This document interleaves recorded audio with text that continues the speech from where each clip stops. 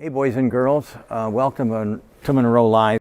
I'm here with Paul and we're standing in front of the new VW electric drive system. We're borrowing it so we can take it apart, have a look at it, and I think you're going to be very excited about what Paul and I have to say.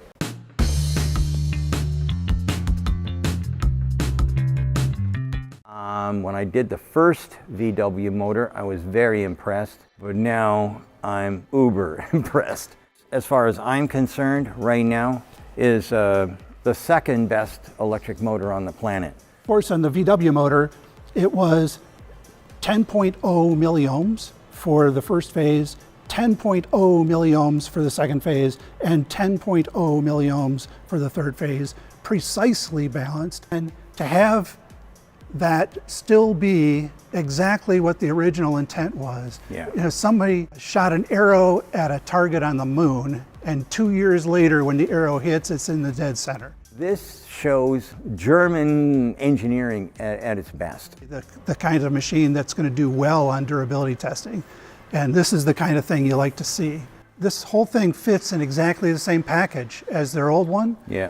And yet it produces 560 newton meters of torque, which is a lot more than the 310 from the original. There's one trend that's happening today is kind of a race to the bottom. And this is going the other direction. See these copper windings here? Okay, this copper is kind of expensive. There's always a purchasing agent that says, hey, I can get us some cheaper copper.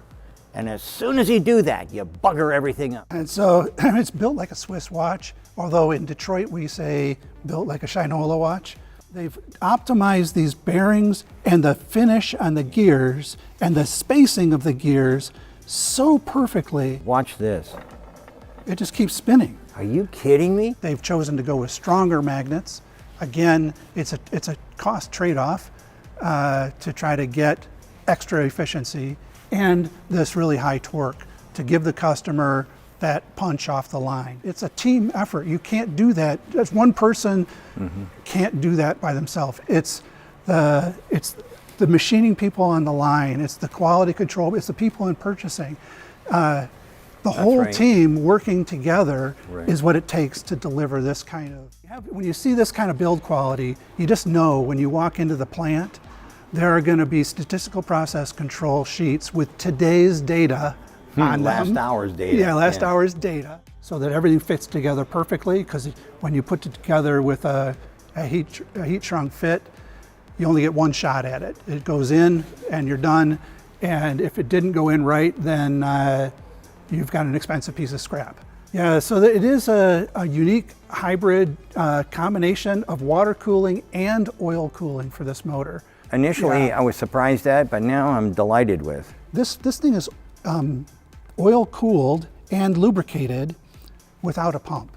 There's no pump. So all of this attention to detail and clever design, just using the spinning of the gear, and even in the casting, they had little oil catchers to hold oil so that if you go to the airport, park your car for a week, and you come back out, you still have lubricated bearings. Yeah. But that backward compatibility means I don't have to redesign. Costs. Exactly. Yeah, it's just fantastic.